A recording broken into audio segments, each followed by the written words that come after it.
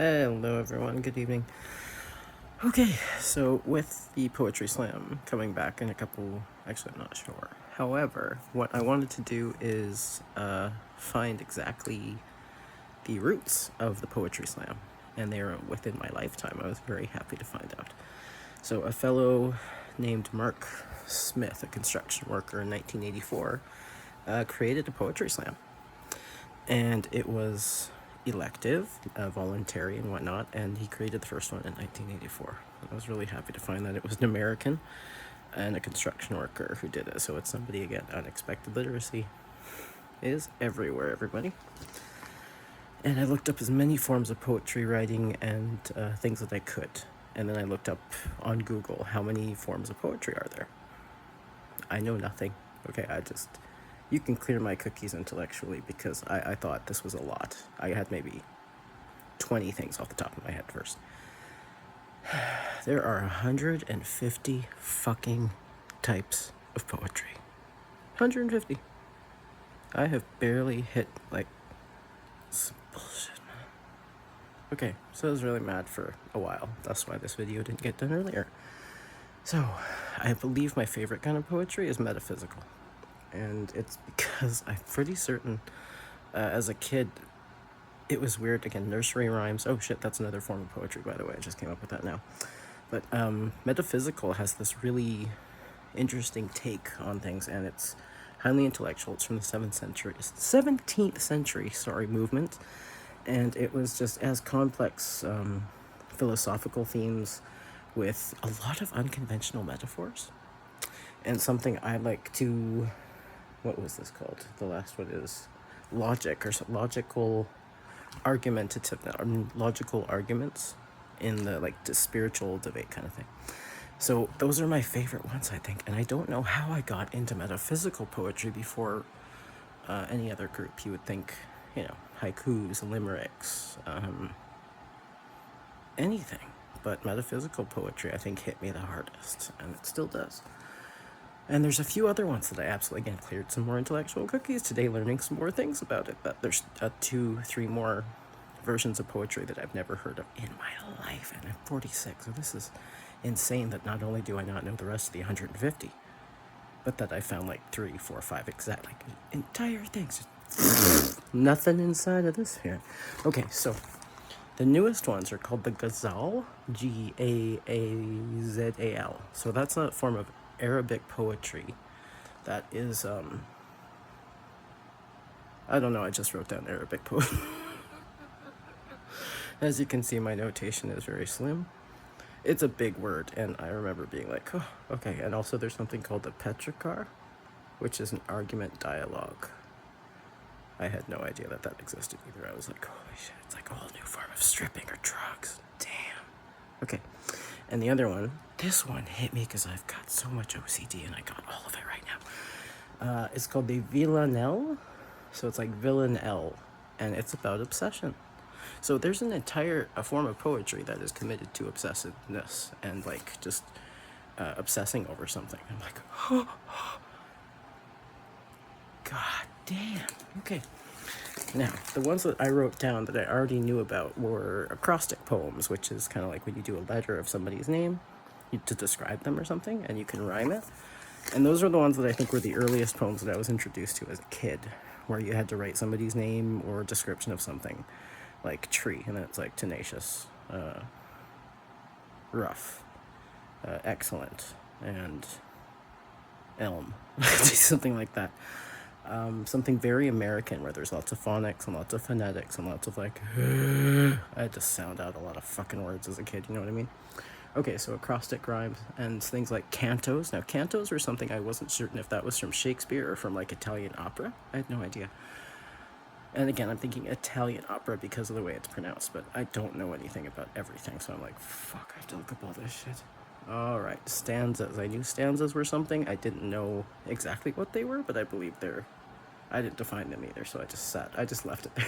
So I didn't write down the definition of all of these. Some of these just roll through my head, and I don't know what they mean. This is what you get when you teach yourself a lot of what you like to learn versus what you should be learning.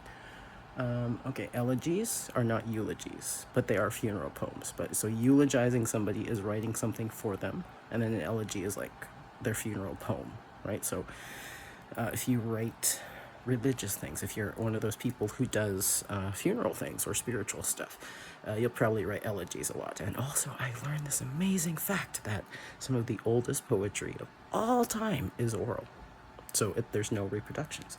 There's just, people can write it down, but there's no actual performance of the person because they're so old. And they were usually hymnals. They were usually faith or belief or spiritually based. And I don't know exactly where I got that information, but I'm going to look it up again because I want to see if it was Canadian, if it was First Nations, if it was like a European thing. All right, so we are 5.5 minutes in. What else we got? Okay, so the biggest list I made was sonnets, couplets, emojis, text messages. I think text messages can make an amazing poem, especially if it's something. I find social justice and teaching really could get to text message poetry because, like, think about that, like drunk driving. I remember waged poor theater, like how like we had people who were living waged poor and then they were actors for being waged poor, and it's one of those things where like, yeah, like theater of life or something like I don't know what that is, but that's theater. I'm talking about plays, but like I said, text messages as a poem, I mean, I could see that working for fighting with somebody or dating or something like that.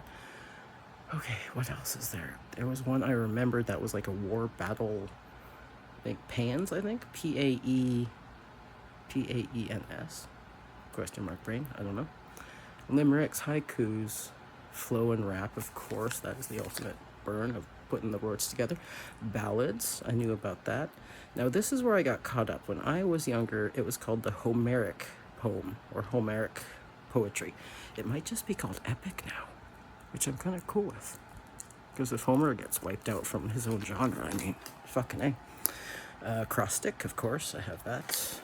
And also the spoken word, poetry slams, word association poems, comedy poems, Middle English poems, the British, what is that?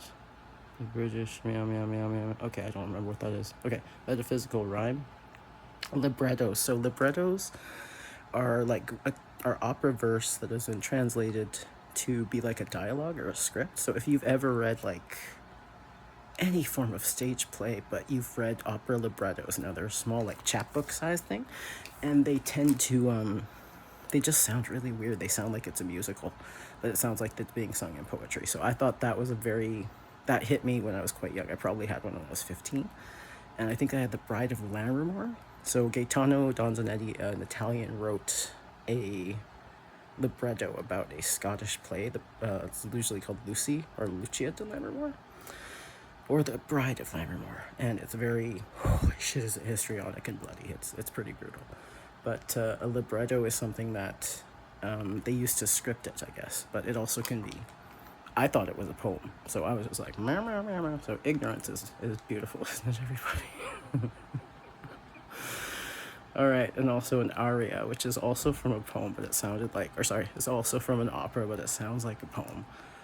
Character sketch, which if you sing or shout a character sketch, it sounds exactly like a poetry slam. So if you describe somebody's foibles or their differences or something like that, and then, right? What else? There's concrete forms of poetry, and there's free verse. There is obscenity, I know is like its own form of stuff.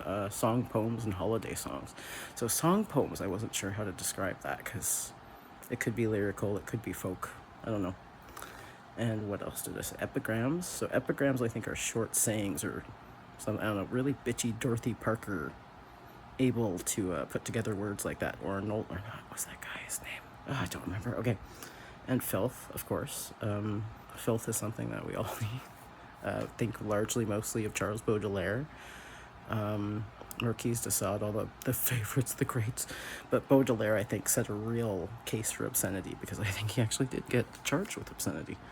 And his work would also be under macabre and possibly even metaphysical, or possibly the obsessive one, because he's such a perv. Anyway, and also I was thinking about, again, how American Sign Language can shape free verse poetry and stream of conscious poetry, and like using the body as part of poetry, and showing capability and capacity beyond what you can write with your hands.